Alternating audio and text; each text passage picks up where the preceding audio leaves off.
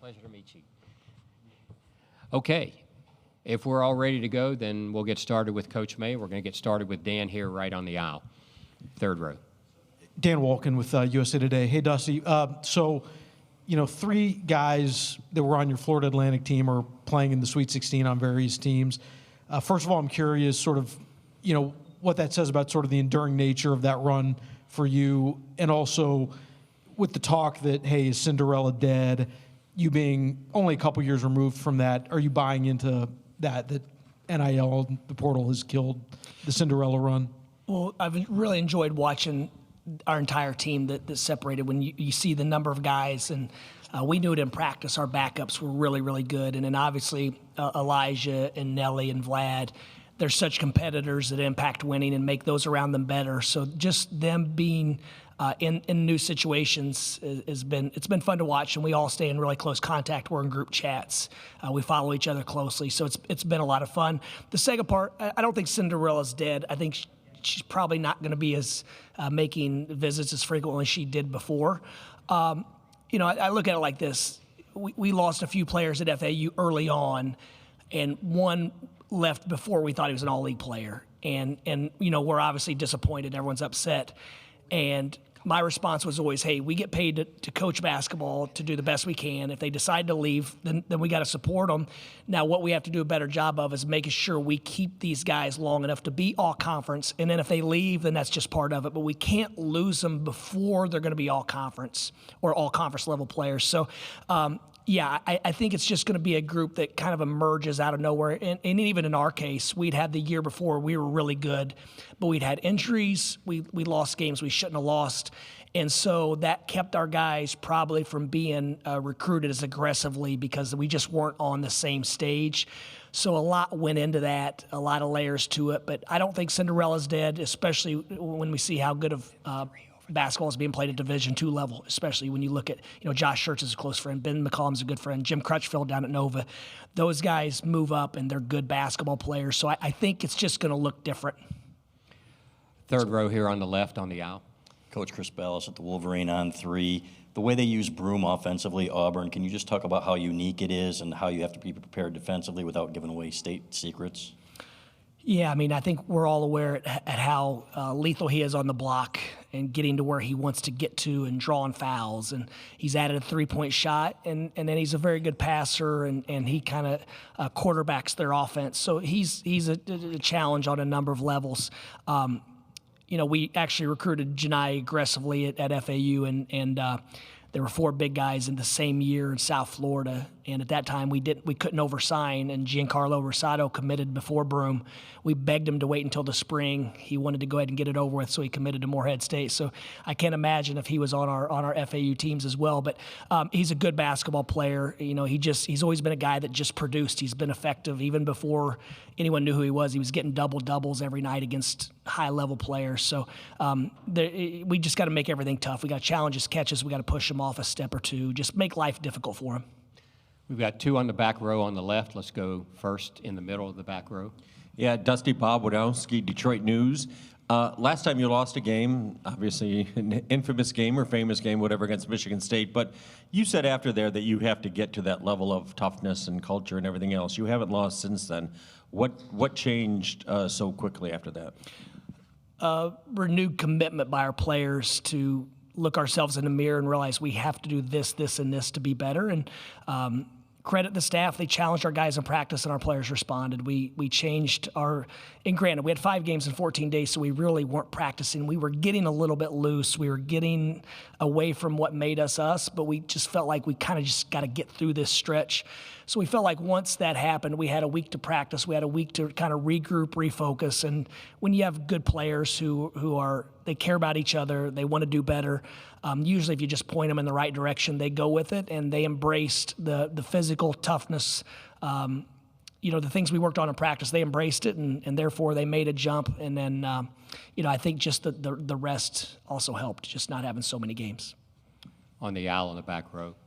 Clayton Safey with the Wolverine. Coach, you talked about maybe you guys focused a little bit too much on the regular season title back then, but now underseeded, the edge that you talked about coming into last week. Do you feel like this team plays a little bit better with that chip on its shoulder as an underdog?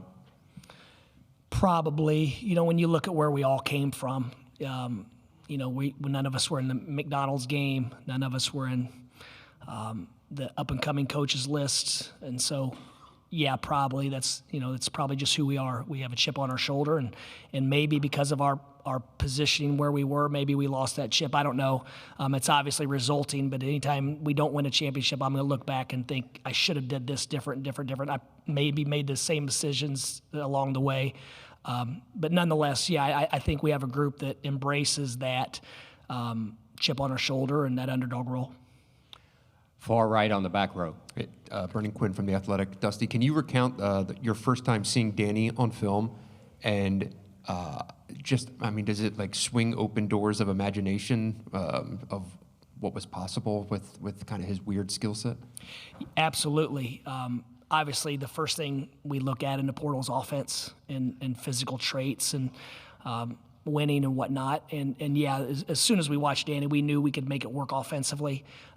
We just had to make sure that it would work defensively. And to be honest, the first time I watched him, I thought he's more physical than I imagined from just I'd watched him a few times on television, and you know, you're flipping through and Yale's playing Princeton or whatever, and you know, they're both well coached, and so you just kind of want to take a peek at it. So, but I thought at first glance, this guy's more physical than I thought. He has better lateral quickness than I would assume of a 7-footer in the Ivy League.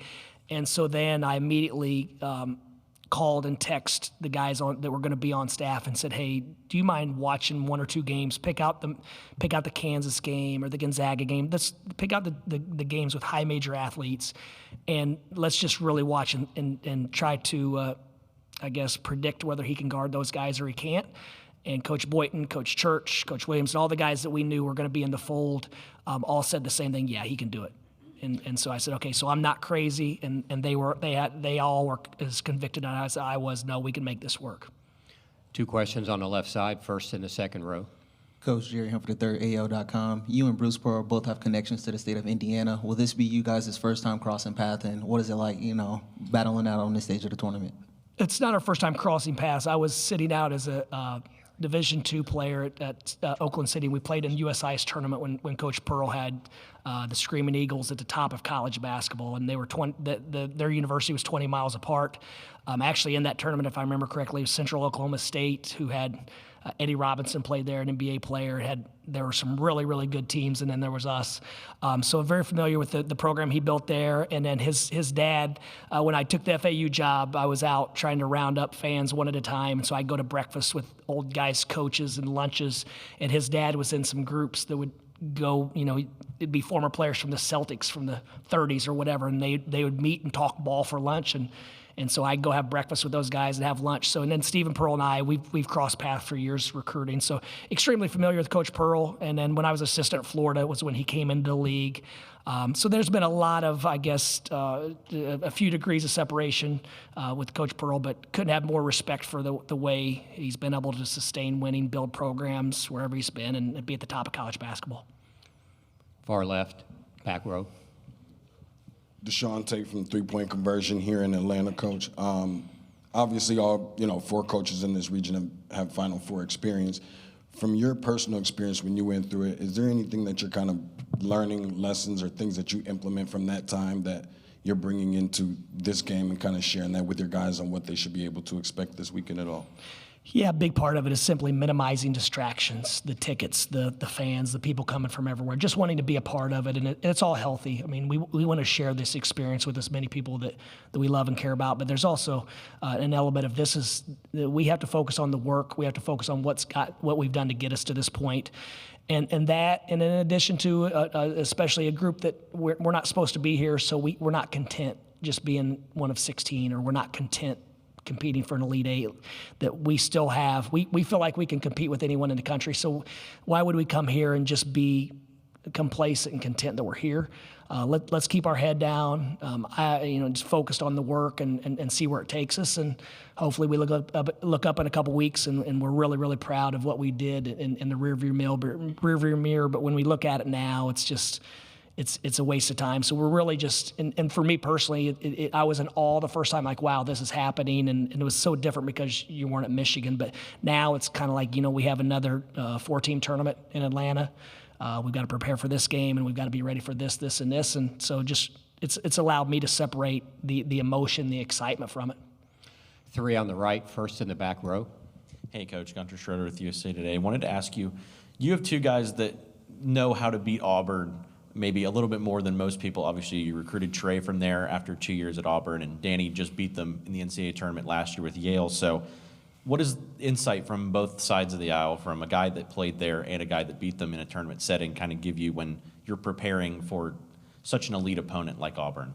Well, obviously, Trey has a lot of insight with his teammates, with the system and all that. But Coach Pearl's going to change his calls. They're going to have different names. And so it's going to be very similar to every other scout. As far as Danny knowing how to beat Auburn, if you play a team and, if we could beat the Hawks 1 out of 100 times, it doesn't mean that I know how to beat Quinn Snyder and the Hawks. So, but obviously, Danny did say, hey, a couple times against our press, we tried to do this. A couple times against this switch, we tried to do this. And they're really, really good insight. But at the end of the day, it still comes down to execution. And I'm not sure any of us know how to beat Auburn other than play really, really good, sound, poised basketball for about 80 possessions, hopefully. Down front here on the right. Robbie LaStella, bracketshere.org.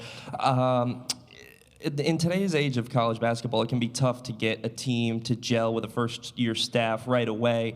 You guys haven't had an issue with that. What would you say your keys to success in doing that were, and was there maybe a defining moment where you saw it all come together? Yeah, I think that number one, we've tried to intentionally choose like-minded people, and then like-minded people are typically gravitate towards those that are like them. So, I've said this in recruiting actually in the last couple of days in Zooms and whatever the case, that a-holes don't like us and we don't like them. So we just naturally go after guys who have a lot of character and are great people, and guys that we want around our families and we want to have lifetime relationships with. So it's just kind of happened. I don't want to say even unintentionally, because it's kind of the fabric of who we are. But for whatever reason, we find guys, they're like-minded, and we're all on the same page, and we know we all need each other. Pat on the 4th row on the right Hey, side. Dusty, Pat Forty from Sports Illustrated. I'm wondering if you've ever counted for Vlad between screens, rebounds, post offense, defense, how many collisions he has a game, and kind of how he's maintained his ability to play through all that.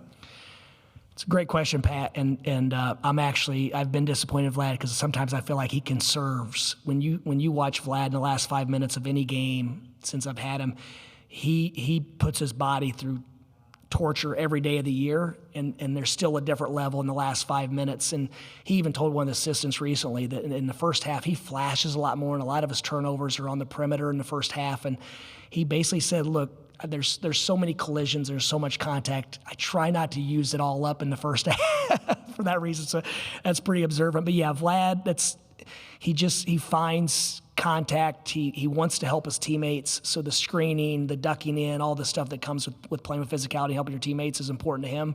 And Vlad's just such a pleaser and an unselfish player that he's going to do whatever his teammates need. But Vlad for 35 minutes and Vlad for the last 5 he almost turns into a superhero the last 5 minutes with the things he does as far as offensive rebounding, running the floor, putting us in position to win.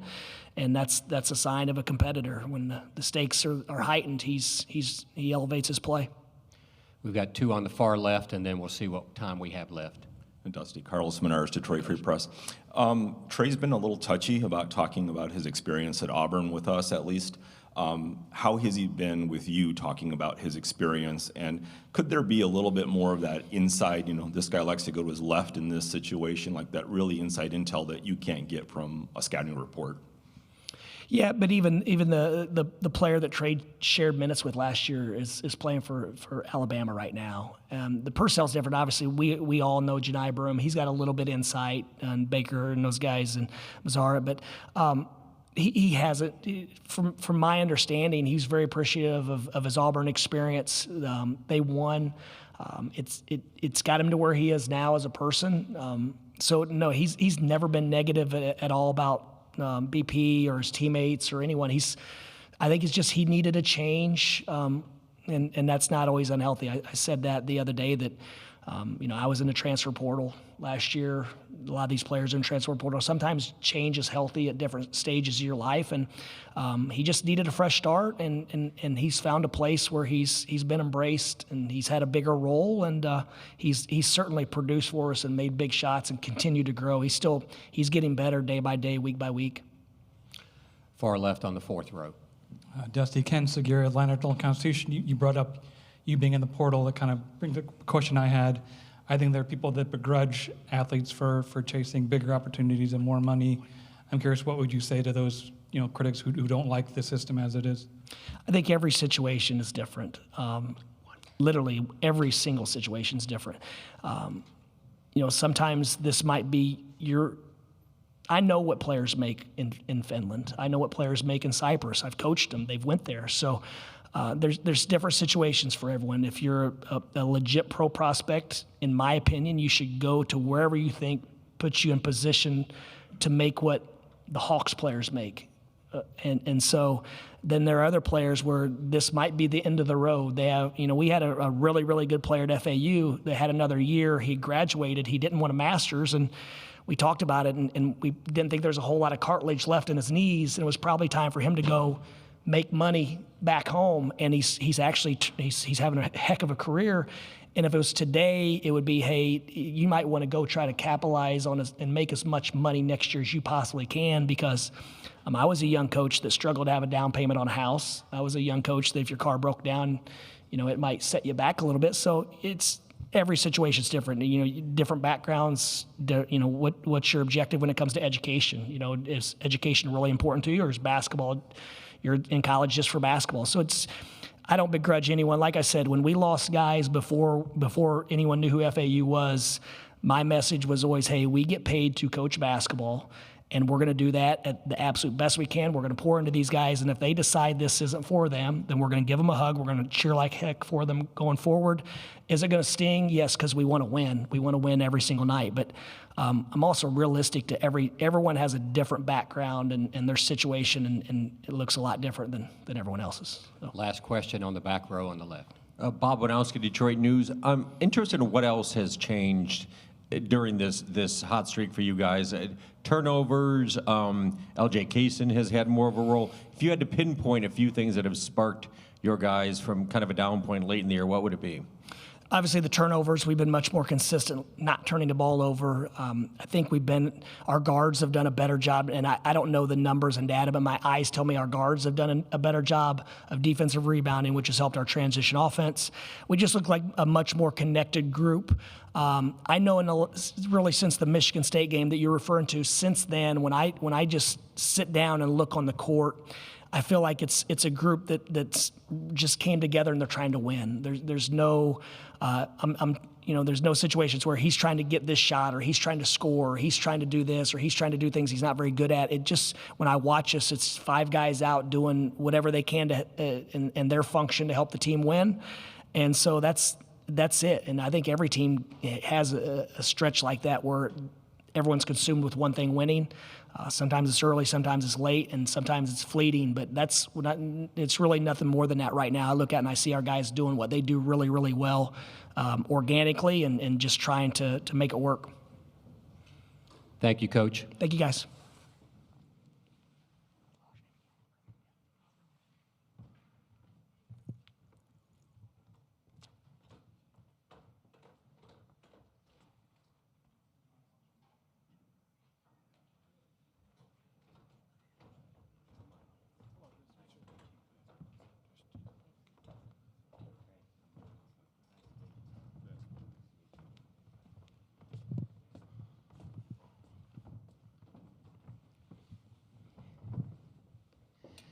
Okay, we'll get started with the student athletes. We'll go second row here on the left. We'll start there.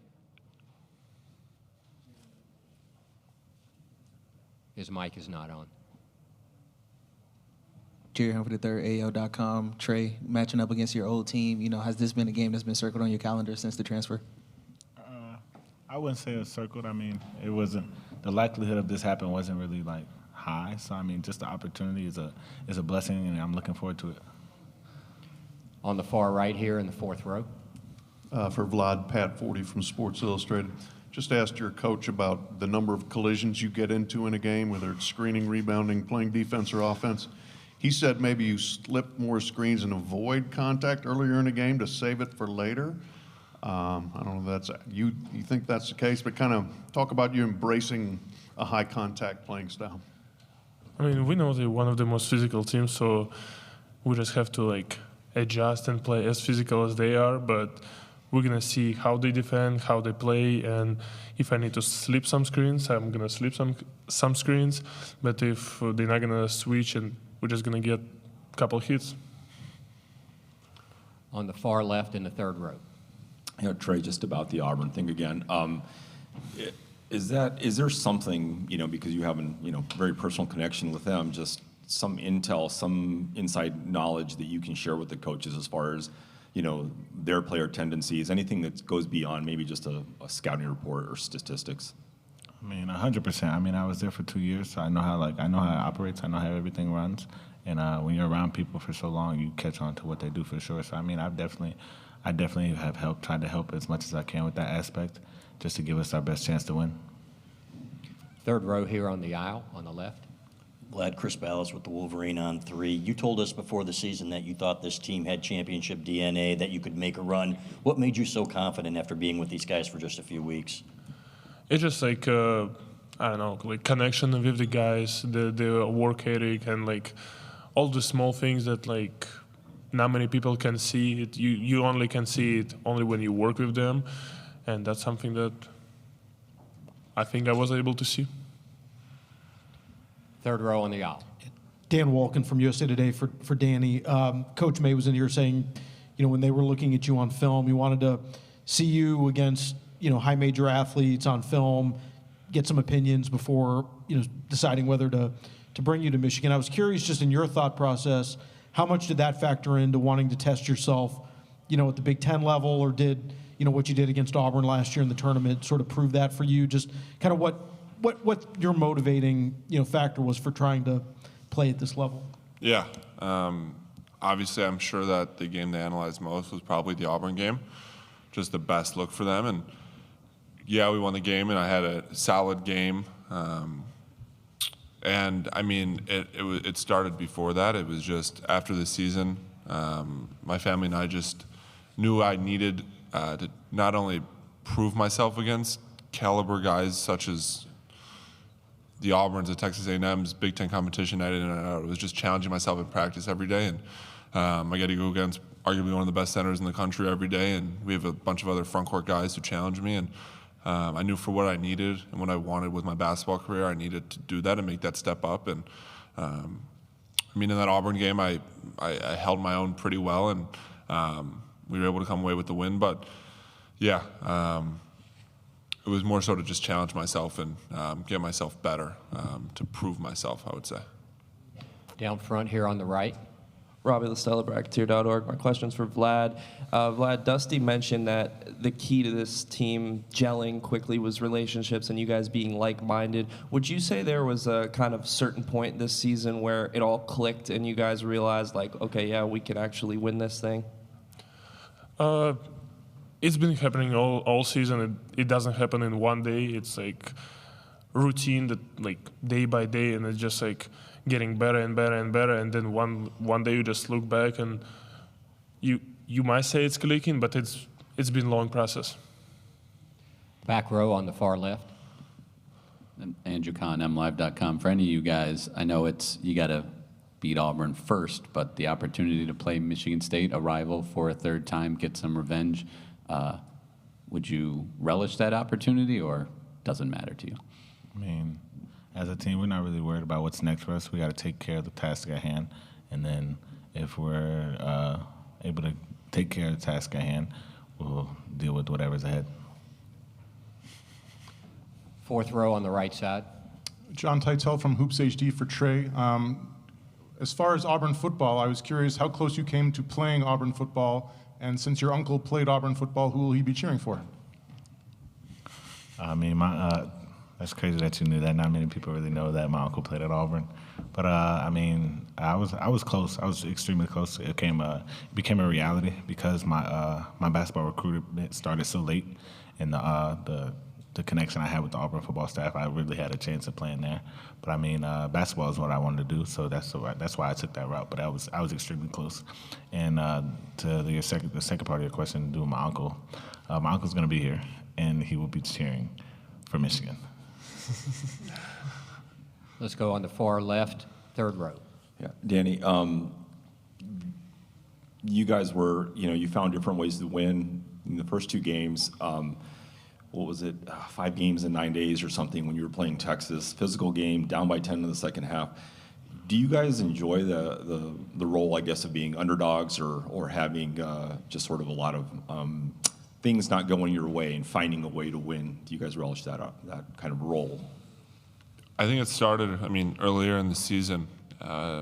Michigan, the prior year, did not live up to Michigan standards. And obviously there were injuries and things of that nature. And when we came together in the summer, we knew what we were capable of, and we knew where we wanted to get Michigan basketball back to. And so I guess from that perspective, we had that underdog mentality, just given that the expectations weren't that high because of the prior year. And as soon as we started playing and meshing, we knew that we weren't really underdogs at that point because we had such a high-level team and high-level locker room and character.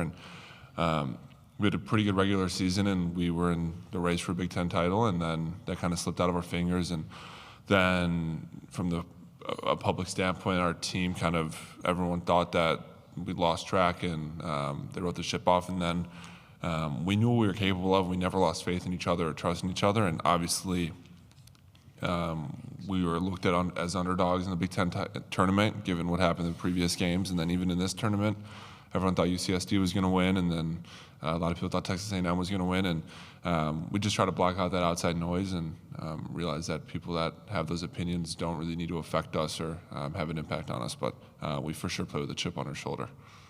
Back row on the far left again.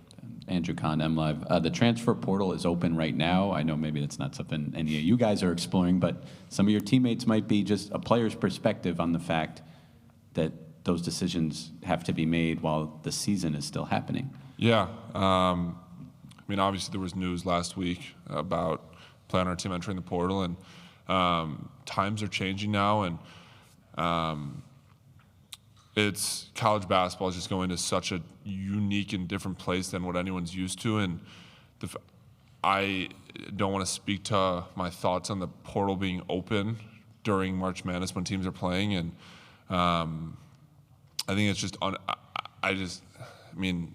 from a perspective of a coach that's still coaching, it's a unique position to be in because you have to prepare for the biggest game of the year while also not getting behind the 8 ball. And I don't really know what our coaches are doing in terms of the portal, and that's not for us to worry about. But we rock with the guys we have, and everyone is still bought in, and things unfolded in ways that weren't expected last week. And we really just didn't put much thought into it and tried to look past it. And we have the biggest game of the year tomorrow night, and I don't think anyone on our team and I don't think any one of our coaches are going to be worrying about the portal the next 24 hours.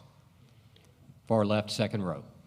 Peter Radicus from AL.com. Danny, you talked a little bit about the Auburn game last year already, but what are kind of the first things that come to mind for you when you think about that game, and what do you remember about the matchup with Janai Broome? Yeah, obviously it was an unbelievable game for Yale. I want to think it was one of the highlights of my basketball career. Up and down game, and